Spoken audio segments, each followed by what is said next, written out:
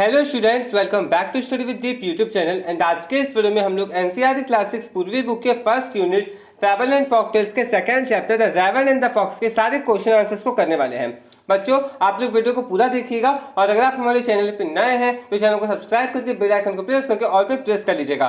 नीचे डिस्क्रिप्शन पर आप लोग को और भी सब्जेक्ट के प्लेलिस्ट का लिंक दिया गया है, तो अगर आप किसी दूसरे सब्जेक्ट का एक्सप्लेनेशन या क्वेश्चन आंसर देखना चाहते हैं तो आप प्लेलिस्ट पे जरूर जाइएगा, वहां पे आपको हर एक सब्जेक्ट का वीडियो मिल जाएगा। आज के इस वीडियो में हम इस चैप्टर के सारे क्वेश्चन आंसर्स को करने वाले हैं, तो चलिए वीडियो को शुरू करते हैं। लेटेस्ट डिस्कस के अंदर सबसे पहले आप लोगों को दिया गया है fill in the blanks by choosing the correct option, जिसमें स्टैंजा 1 के अंदर जो पहला क्वेश्चन है, देखिए इसमें बोला गया है mister Raven is a. Mister Raven क्या है? तो mister Raven is a bird. ये हम लोगों ने अपने चैप्टर में भी देखा था कि मिस्टर रेवन क्या है। मिस्टर रेवन एक बर्ड है और यहाँ पे आप लोग देख सकते हैं कि आपको ऑप्शंस भी दिए गए हैं, बर्ड और फ्रॉक, तो क्या हो जाएगा? बर्ड हो जाएगा। सेकंड देखते हैं, the name of the fox is, यानी कि वो जो फॉक्स था, वो जो लोमड़ी था, उसका नाम आपको चैप्टर में क्या बताया गया है? तो रेनार्ड। आपको यहाँ पे दो दिए गए हैं, रेवन और रेनार्ड, तो क्या हो जाएगा? रेनार्ड हो जाएगा। उसके बाद तीसरा देखिए, mister Raven had dash in his beak, यानी कि मिस्टर रेवन के बीक में, उसके चोंच में क्या था? तो यहाँ पे आपको दो ऑप्शंस दिए गए हैं, a piece of food, a bunch of leaves, मतलब उसके पास उसके चोंच में फूड का खाना का टुकड़ा था या फिर पत्तों का एक गुच्छा था। तो क्या था? तो ऑप्शन नंबर ए हो जाएगा, मतलब कि पहले वाला हो जाएगा एक तरीके से, अ पीस ऑफ फूड। तो क्या बोल देंगे? Mister Raven had a piece of food in his beak. आगे बढ़ते हैं सेकेंड क्वेश्चन की तरफ। यहाँ पे स्टैंजा 2 से आपको क्वेश्चंस दिए गए हैं। स्टैंजा 2 के अंदर जो पहला क्वेश्चन आता है वो देखिए, the fox calls the raven a dash bird, यानी कि जो फॉक्स, जो लोमड़ी थी, वो रेवन को क्या बोलती है? दो ऑप्शन है फिर से, फुलिश और गुड लुकिंग। क्या हो जाएगा? उसने क्या कहा था? उसे कहा था कि तुम बहुत सुंदर दिख रही हो, मतलब गुड लुकिंग बर्ड कहा था। उसके बाद अगला देखिए, the fox ask the raven to dash, यानी कि वो जो लोमड़ी है वो रेवन को क्या करने बोलती है? डांस या सिंग, तो सिंग, गाना गाने बोलती है। Third, the raven and the fox live in the dash, raven और फॉक्स कहाँ पे रहते थे? कहाँ पे? जंगल में रहते थे। तो क्या हो जाएगा? ट्रीज या फिर वुड्स, तो वुड्स। अगला देखते हैं, स्टैंजा 3 के अंदर जो पहला क्वेश्चन आता है, the raven dash that he croak, तो इसका आंसर क्या हो जाएगा? रिमेंबर या फॉरगॉट, तो फॉरगॉट। अगला है सेकंड देखिए, the raven opened its beak to dash, यानी कि जो रेवन है वो अपने चोंच को खोलती है क्या करने के लिए? खाने के लिए या फिर गाने के लिए, तो क्या हो जाएगा? सिंग, गाने के लिए। अगला है, द डैश फेल डाउन, क्या गिर जाता है नीचे? फूड या रेवन, तो फूड, यानी कि खाना उसका नीचे गिर जाता है। उसके बाद फोर्थ स्टैंडर्ड का क्वेश्चन को देख लीजिए। पहला क्वेश्चन है, the fox dash at the raven, यानी कि जो फॉक्स था, जो लोमड़ी था, वो रेवन पे क्या करता है? तो हंसता है। लाफ्ड या लुक्ड, तो लाफ्ड। अगला देखिए, it is not dash to be too proud of oneself, तो क्या हो जाएगा? वॉइस। उसके बाद अगला देखिए थर्ड वाला, the raven learn the dash, यानी कि रेवन जो है वो क्या सीखता है? तो वो एक लेसन सीखता है, उसको एक सीख मिलती है। तो क्या हो जाएगा? लेसन या टीचिंग, तो लेसन। आगे बढ़ते हैं अगले क्वेश्चन की तरफ। Read the poem again and match the words in column A with their meanings in column B, check your answers with your teacher and classmates. आपको फिर से एक बार जाकर के पोएम को पढ़ना है और कॉलम ए में जो वर्ड्स आपको दिए गए हैं उनके मीनिंग से आप लोगों को कॉलम बी के वर्ड्स को मिलाना है। मतलब क्या मतलब होगा बेसिकली, वो आप लोगों को वहाँ पर मिलाना है। और आप ये आंसर्स अपने टीचर को जाकर दिखा सकते हैं, उनसे चेक करवा सकते हैं और उनका भी, मतलब कि अपने क्लासमेट्स का भी जो है आप आंसर यहाँ पर देख सकते हैं। सबसे पहले है पर्च। पर्च का मतलब होता है सेट ऑन अ ब्रांच, यानी कि फर्स्ट का हो जाएगा फोर्थ। सेकंड है मॉर्सल। मॉर्सल का मतलब होता है स्मॉल पीस ऑफ फूड, तो सेकंड का हो जाएगा फर्स्ट। उसके बाद आप लोग का थर्ड। थर्ड में दिया हुआ है सीक। सीक का मतलब होता है टू लुक फॉर समथिंग, किसी चीज के लिए देखना, तो थर्ड का हो जाएगा फिफ्थ। उसके बाद फोर्थ, प्राइड। प्राइड का क्या मतलब होता है? Feeling that you are better than others. Pride का मतलब होता है अभिमान, ये मानना कि आप दूसरों से अच्छे हैं, दूसरों से बहुत ज्यादा अच्छे हैं, तो वो हो जाएगा थर्ड, यानी कि फोर्थ का हो जाएगा थर्ड। उसके बाद फिफ्थ, आइड। आइड का क्या मतलब होता है? आइड का होता है look with interest eight something, किसी चीज को ना बहुत ही इंटरेस्ट के साथ देखना, एक तरह से लालच करना, तो इसके लिए क्या हो जाएगा? फिफ्थ का हो जाएगा टू। उसके बाद सिक्स्थ, लिम्ब। लिम्ब का क्या मतलब होता है? ब्रांच ऑफ अ ट्री, यानी कि किसी पेड़ की टहनी, तो ये हो जाएगा इसका सेवंथ, यानी सिक्स का हो जाएगा सेवंथ। उसके बाद लास्ट है वुड्स। वुड्स का क्या मतलब होता है? एक जंगल या फिर जंगल का छोटा सा एरिया जहां पे एक ही तरह के पेड़ लगे हुए हैं, तो सेवंथ का क्या हो जाएगा? सेवंथ का हो जाएगा सिक्स। अब हम लोग नेक्स्ट क्वेश्चन को देखते हैं। अब देखिए let us think and reflect में जो पहला क्वेश्चन दिया गया है इसमें क्या बोला गया है, look at the pictures and number them in the order that they happen in the poem. आपको यहाँ पे कुछ पिक्चर्स दिए गए हैं, इन्हें आपको ध्यान से देखना है और बताना है कि ये किस क्रम में हुए थे इस पोएम में।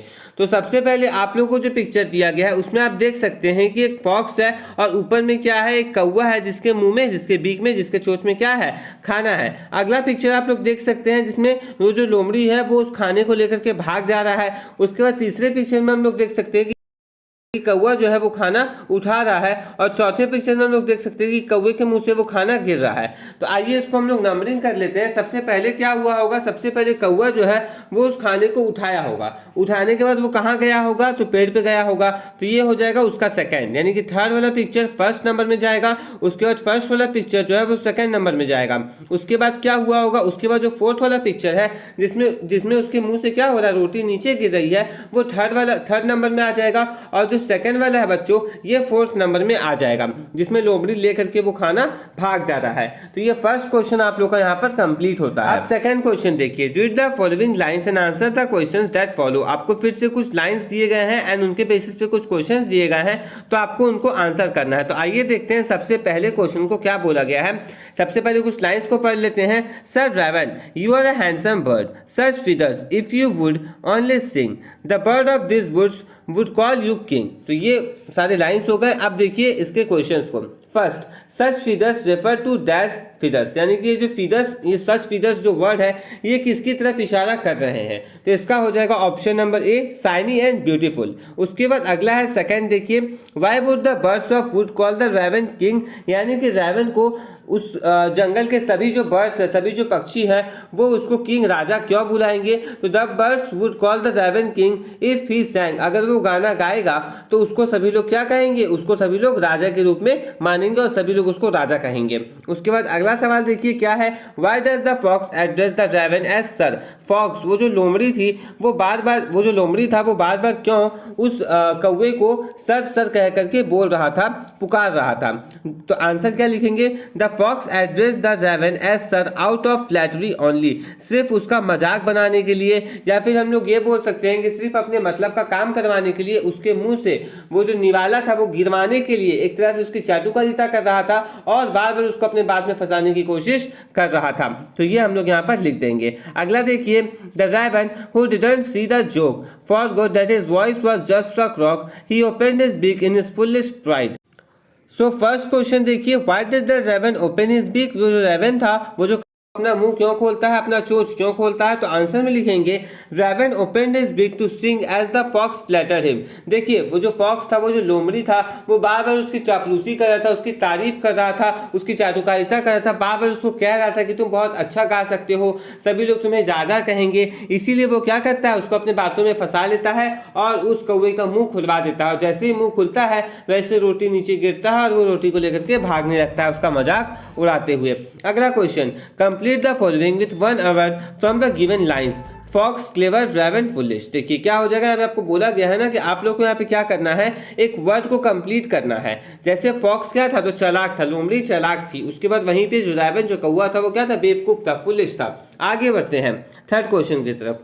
Why does the raven forget that his voice is just a croak, raven ये क्यों भूल जाता है कि उसका जो आवाज है वो कर्कश है, वो ये क्यों भूल जाता है कि उसका जो आवाज है वो बहुत ही ज्यादा खराब है। तो answer, raven forgets that his voice is just a croak, it is due to his pride, he falls into net woven by the clever fox. देखिए रेवन ये भूल जाता है कि उसका जो आवाज है वो कर्कश टाइप का आवाज है, वो ऐसा इसलिए भूल जाता है क्योंकि वो अभिमान में आ गया था।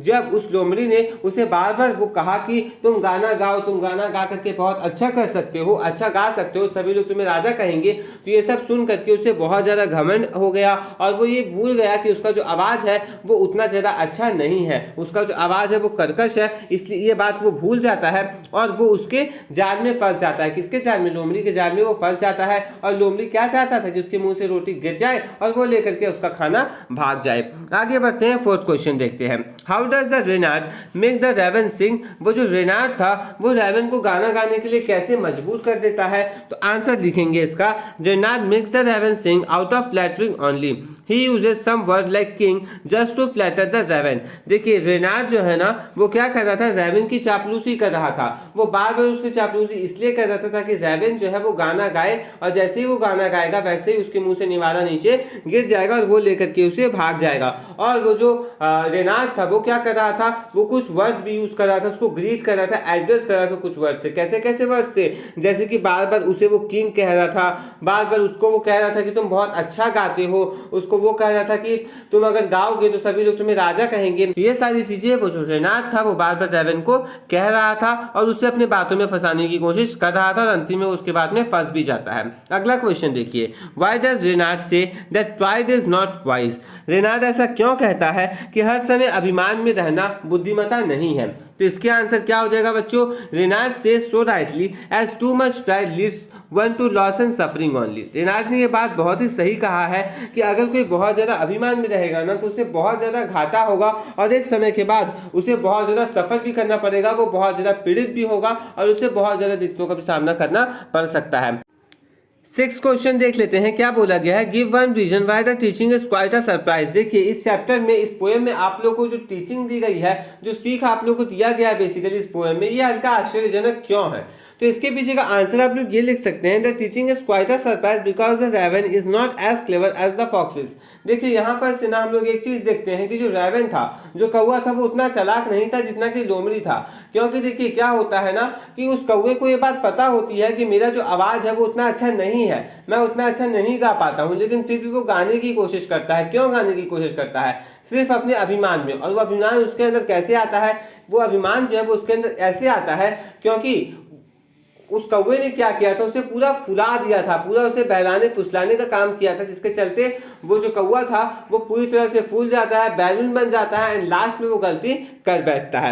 आगे बढ़ते हैं, imagine someone praises you too much, how would you react? आगे देखिए, I would be alert after hearing the praise, then I would analyse what is what and take proper steps to know the reality. देखिए यहाँ पे बोला गया है कि मान लीजिए अगर आपकी कोई बार बार सराहना करे, बार बार आपके बारे में अच्छा कहे, आपकी तारीफ करे, तो आप कैसे रिएक्ट करेंगे, आपका रिएक्शन क्या होगा? तो इसके आंसर में हम लोग क्या लिख सकते हैं, इसके आंसर में हम लोग ये लिख सकते हैं कि आई would be alert after hearing the praise, मतलब मैं जब अपनी तारीफ सुनूंगा तो मैं थोड़ा सचेत हो जाऊंगा। उसके बाद मैं ये देखूंगा कि आखिर वो कहना क्या चाह रहा है, करना क्या चाह रहा है। उसके बाद जब पूरी सच्चाई मुझे पता चल जाएगी तो मैं जो हूं ना एक अच्छा स्टेप लूंगा, सारी चीजों को समझने के बाद एक अच्छा कदम उठाऊंगा, जिससे क्या हो, मुझे किसी प्रकार का कोई नुकसान नहीं झेलना पड़े।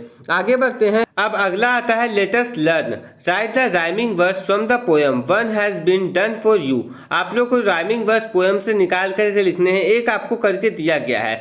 जैसे कि स्टैंजा 1 के लिए आप लोग को दिया गया है लिम्ब हिम, उसके बाद आप लोग को स्टैंजा 1 का जो दूसरा राइमिंग वर्ड होगा वो लिखना है। इसी प्रकार से स्टैंजा 2 का, फिर स्टैंजा 3 का, फिर स्टैंजा 4 का। तो स्टैंजा 1 में आपने देखा कि आप लोग को लिम्ब और हिम दिया हुआ था, उन दोनों के बीच में जो राइमिंग वर्ड था, आपको स्टैंजा 1 का ही जो दूसरा लिखना था, आप उसमें लिख सकते हैं बीक और सीक, बीक सीक आप लिख सकते हैं। स्टैंजा 2 के जो राइमिंग वर्ड्स है वो आप लोग लिख सकते हैं वर्ड बर्ड, उसके बाद दूसरा लिख सकते हैं सिंग किंग। उसके बाद अगला आता है स्टैंजा 3, तो स्टैंजा 3 में आप लिख सकते हैं जोक क्रोक, उसके बाद अगला प्राइड आइड, तो ये आप लोग लिख सकते हैं। एंड अगर हम लोग स्टैंजा 4 एंड लास्ट स्टैंजा की बात करें तो आप लोग लिख सकते हैं नो ग्लो, उसके बाद अनवाइज सरप्राइज। तो यहाँ पर आकर के बच्चों आपका लेटेस्ट लर्न वाला सेक्शन पूरा होता है। अब हम लोग आगे बढ़ते हैं, study for the underline words in the poem.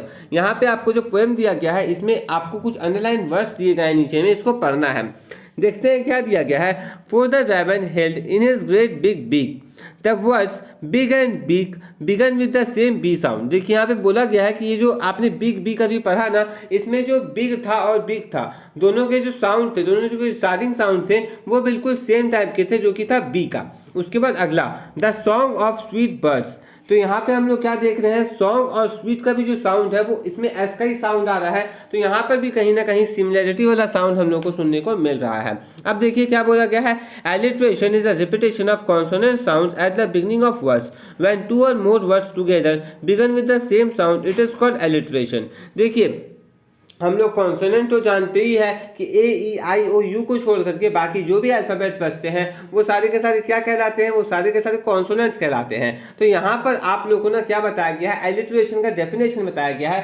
पहले ये समझ लीजिएगा कि एलिट्रेशन क्या है। एलिट्रेशन जो है वो लिटरेरी डिवाइसेस है, और इससे क्या होता है ना, एलिट्रेशन की यूज से क्या होता है कि जो पोएम होता है ना वो और भी ज्यादा सुंदर लगता है। आप लोग एलिट्रेशन को ध्यान से समझ लीजिए। एलिट्रेशन के बारे में जो बताना था वो तो मैंने आपको बता दिया। एलिट्रेशन होता क्या है ये आप लोग समझ लीजिए। देखिए पोएम में कभी कभी हम लोग देखते हैं ना कि कुछ वर्ड्स के जो साउंड होते हैं वो बार बार रिपीटेटिव होते हैं, और वो कैसे वर्ड्स होते हैं, वो कॉन्सोनेंट से स्टार्ट होने वाले वर्ड्स होते हैं। जैसे कि यहाँ पे अगर आप देखोगे तो बिग बिग, तो दोनों के दोनों जो वर्ड्स है वो बी से ही स्टार्ट हो रहे हैं। वैसे यहाँ पर सॉन्ग और स्वीट को आप लोग देख सकते हैं कि दोनों जो है वो एस से ही स्टार्ट हो रहे हैं। तो जब भी किसी पोएम की लाइन में हम लोग को ये देखने को मिलता है कि सेम टाइप का जो साउंड्स है वो एक पूरे लाइन में हम लोग को बार बार सुनने को मिल रहा होता है ना, तो इसको हम लोग क्या बोलते हैं, इसको हम लोग एलिट्रेशन बोलते हैं। और ये क्या है, तो ये एक लिटरेरी डिवाइस है। जब क्या होता है ना कि दो या दो से ज्यादा वर्ड्स एक साथ एक ही साउंड के साथ, एक ही कॉन्सोनेंट साउंड के साथ शुरू हो, तो इसको हम लोग क्या बोलते हैं, इसको हम लोग एलिट्रेशन बोलते हैं। आगे बढ़ते हैं। Now pick another example of alliteration from stanza 2। अब आपको स्टैंजा 2 से एक दूसरा एग्जांपल निकालना है एलिट्रेशन का। तो चलिए स्टैंजा 2 में पहले पहुंचते हैं। तो स्टैंजा 2 का आप लोग फोर्थ लाइन देख सकते हैं, the birds of this woods would call you king. तो यहाँ पर भी एलिट्रेशन हम लोग देख सकते हैं। वुड्स और वुड में आप लोग देख सकते हैं कि दोनों का जो साउंड है वह कई साउंड हम लोग को यहाँ पर सुनाई दे रहा है, और दोनों के दोनों क्या है, कॉन्सोनेंट है। तो यहाँ पर बच्चों आप लोग को मैंने एलिट्रेशन समझा भी दिया, और क्वेश्चन के हिसाब से मैंने आपको यहाँ पर एग्जाम्पल्स दे करके भी अच्छी तरीके से वो चीज़ क्लियर कर दिया है। अब हम लोग आगे बढ़ते हैं। थर्ड क्वेश्चन देखिए, choose the correct opposite from the box given below and complete the table.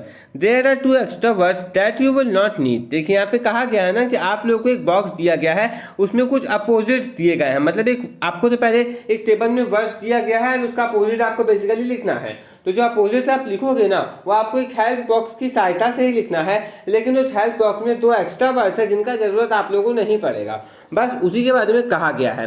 तो आइए देखते हैं हम लोग अपोजिट कैसे लिख सकते हैं। तो पर्स का अपोजिट हो जाएगा फ्लू, फॉरगॉट का अपोजिट हो जाएगा रिमेंबर्ड, फुलिश का हो जाएगा वाइज, प्राइड का हो जाएगा ह्यूमिलिटी, लाफ्ट का हो जाएगा क्राइड, इग्नोर का हो जाएगा नोटिस, और ग्लो का हो जाएगा डिम।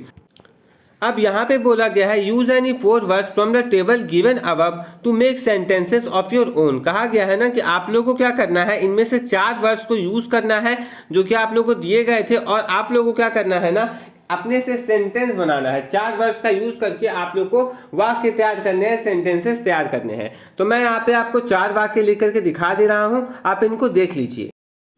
अब हम लोग यहाँ पे क्या क्या सेंटेंसेस बनाएंगे वो एक बार देख लीजिए। A bird perched on the branch. Second, I forgot my keys at home. मैं अपनी चाबी को घर में भूल गया हूँ। Third, it was foolish to go out in the rain without an umbrella. मतलब बाहर बारिश में जाना, बारिश के समय बाहर जाना बिना छाता के, ये मेरी एक बेवकूफ़ी थी। अगला हो जाएगा he felt a great sense of pride after winning the race. उसको बहुत ही गर्व महसूस हुआ जब वो उस रेस को जीत गया। तो ये सेंटेंस हम लोग बना सकते हैं। बच्चों अगर आप चाहो तो आप लोग लाभ ये सब का यूज करके कोई दूसरा सेंटेंस भी बना सकते हो। मैंने आपको 4 सेंटेंस बनाने को कहा गया था, वो बना करके दिखा दिए हैं। अब हम लोग नेक्स्ट क्वेश्चन की तरफ देखते हैं। Let us listen. You will listen to what the crow did after he lost his food. As you listen mark the given statements as true और फॉल्स। देखिए आप लोग को ना अभी पेज नंबर 37 में ले जाऊंगा, वहां पर आपको एक ट्रांसक्रिप्ट दिया गया है जिसमें आपको समझ में आएगा कि जब क्रो उस कौवे ने अपना खाना खो दिया उसके बाद वो क्या सोचती है, वो क्या करती है। ये चीज आप लोग जो है अभी समझने वाले हैं। तो चलिए पहले पेज नंबर 37 में चलते हैं एंड इस चीज को समझ लेते हैं। Dear students, the crow felt really sad because the fox cheated him. In the quiet night, the crow thought and said to himself, I was fooled by kind words, but I have learned something important. Even if I don't have beautiful feathers, I am smart. To share his wisdom, he decided to go on a journey. He wanted to tell all the other animals to be careful with words. He told them, do not let pride lose what you have. तो यहाँ पर कहा गया है कि प्रिय बच्चों, वो जो कौवा था उसे बहुत ज़्यादा खराब लगता है क्योंकि उस फॉक्स ने क्या किया था, उसके साथ चीटिंग किया था, उसे धोखा दिया था। रात के समय में क्रो जो कौवा था वो ये सोचता है और खुद को बोलता है कि मैं अच्छे अच्छे बातों से बेवकूफ़ बन गया, लेकिन मैं एक बहुत ही इंपॉर्टेंट चीज़, बहुत ही महत्वपूर्ण चीज़ अपने जीवन में सीख चुका हूँ। वो बोलता है कि भले ही मेरे पास बहुत ही अच्छे पंख नहीं है, बहुत ही सुंदर पंख नहीं है, लेकिन फिर भी मैं बुद्धिमान हूँ। To share his wisdom he decided to go on a journey. वो जो भी चीज़ सीखता है, वो जो भी चीज़ जान पाता है अपने इस पूरे इंसिडेंट से, वो चाहता है कि अब वो एक जर्नी में जाएगा, एक सफर में जाएगा और सभी लोगों को ना इस बारे में बताएगा। He wanted to tell all the other animals to be careful with words, और ये कहना चाहता था सभी एनिमल्स को, सभी जानवरों को कि तुम लोग सभी जो है ना इस बात का ध्यान रखना कि कभी किसी के शब्दों के जाल में मत फंसना। He told them do not let pride lose what you have. वह सभी से कहना चाहता था कि तुम्हारे पास जो भी कुछ है ना उसे कभी घमंड में खो मत देना, मतलब इतना घमंड उस चीज के लिए मत करना कि कभी तुम्हारे पास वो चीज हो ही ना। वो ये चीज उन सभी जानवरों को कहना चाहता था और बाद में वो जाकर के कहता भी है। अब आइए इससे रिलेटेड जो ट्रू फॉल्स दिए गए हैं वो कर लेते हैं। सबसे पहला क्वेश्चन है, the crow was unhappy that he lost his food, यानी कि जो क्रो था वो खुश नहीं था क्योंकि उसका जो खाना है वो खो गया था। मतलब उसने अपने खाने को खो दिया था अपने लालच की वजह से या फिर अपने बेवकूफ़ी की वजह से। तो इसका आंसर क्या हो जाएगा, ट्रू हो जाएगा। सेकेंड है, the crow thought that is lovely feathers made him smart, वो जो कौवा है वो ये चीज सोच रहा था कि उसके जो सुंदर फीदर्स है, उसके जो सुंदर पंख है, उसके चलते वो स्मार्ट बन गया है, बुद्धिमान बन गया। तो इसका क्या हो जाएगा, फॉल्स। उसे ऐसा कुछ भी नहीं लग रहा था।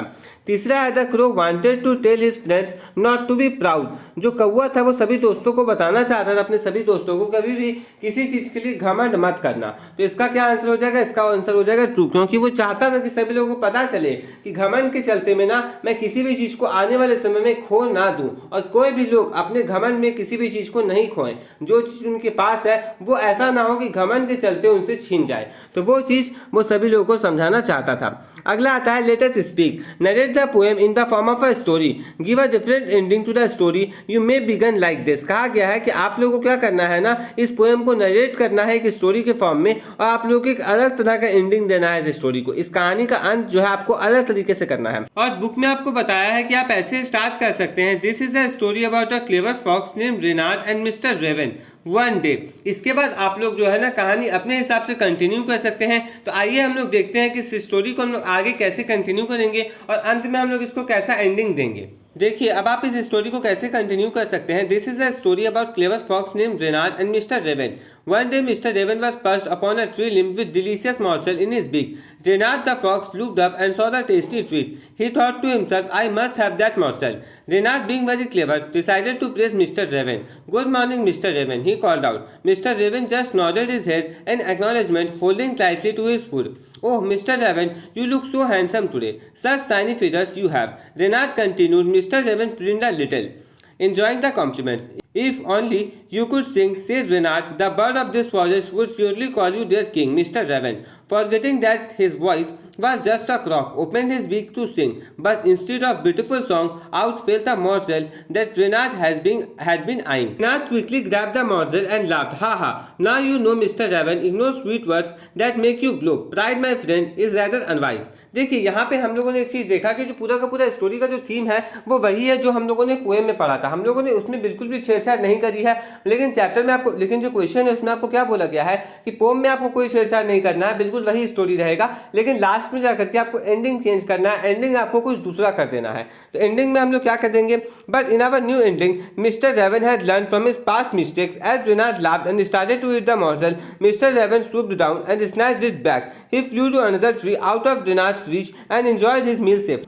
हम लोग अपने नए एंडिंग में ये करेंगे कि हम लोग ये दिखाएंगे कि मिस्टर रेवन जो है अपने पुरानी गलतियों से सीख चुका है, और जब रेनार्ड लाफ करता है, हंसता है और अपना खाना जो है खाना शुरू करता है, छीना हुआ खाना जो उसने कौवे से छीना है, जब वो उसे खाना शुरू करता है तो मिस्टर रेवन जो है वो उड़ते हुए जाता है और वापस उस खाने को छीन लेता है। किससे छीन लेता है, तो उस फॉक्स से वापस उस खाने को छीन लेता है और किसी दूसरे पेड़ में जाकर के बैठ जाता है जो जहाँ पर रेनार्ड नहीं पहुँच पाए, और फिर अपना जो खाना है वो अच्छी तरीके से खाता है, उसको एंजॉय करता है। तो ये यहाँ पर एक नया एंडिंग हो सकता है, इसको हम लोग इस प्रकार से एंड कर सकते हैं। हम लोगों ने क्या किया, पूरा का पूरा पोएम का जो थीम था उसको स्टोरी में बिल्कुल इंटैक्ट रखा, लेकिन लास्ट में जाकर के उसका जो एंडिंग था उसे चेंज कर दिया, क्योंकि क्वेश्चन में हम लोगों से सिर्फ एंडिंग को ही चेंज करने को कहा गया था और कुछ छेड़छाड़ करने को नहीं कहा गया था। अब हम लोग नेक्स्ट क्वेश्चन देखते हैं। अब अगला क्वेश्चन है, let us write. Now write the story you narrated in the form of a conversation. Remember to write only the actions of raven as he has the food in his mouth and does not speak. देखिए अब क्या बोला गया है ना कि हम लोग को क्या करना है कि जो भी स्टोरी आपने ऊपर लिखा है उसको एक कन्वर्सेशन के फॉर्म में, एक बातचीत के फॉर्म में लिखना है। आपको इस बात को ध्यान रखना है कि वो जो कौवा था ना उसके मुंह में क्या था, उसके मुंह में एक निवाला था, रोटी था, तो वो क्या करेगा, वो कुछ भी बोलेगा नहीं, वो सिर्फ जो है एक्शंस करेगा, वो सिर्फ माथा ये सब हिलाएगा और वो कुछ भी बोलेगा नहीं। You may begin like this. Renard, good morning Mr. Raven. You seem to be awake so early. आप इस प्रकार से स्टार्ट कर सकते हैं बच्चों की। सबसे पहले रेनार्ड बोलेगा गुड मॉर्निंग मिस्टर रेवन। आपको देख करके ऐसा लग रहा है कि आप आज बहुत जल्दी उठ गए हैं। आगे देखिए, अब मिस्टर रेवन क्या करेंगे। मिस्टर रेवन जो है वो सिर्फ और सिर्फ अपने सर को हिलाएंगे। Mister raven just nod his head, यानी कि आपको सिर्फ एक्शंस लिखना है। आप ये नहीं करेंगे कि मिस्टर रेवन ने क्या बोला, क्योंकि मिस्टर रेवन कुछ बोल ही नहीं सकते हैं। मिस्टर रेवन सिर्फ और सिर्फ सुनेंगे और एक्शंस करेंगे, वो कुछ बोल नहीं सकते हैं।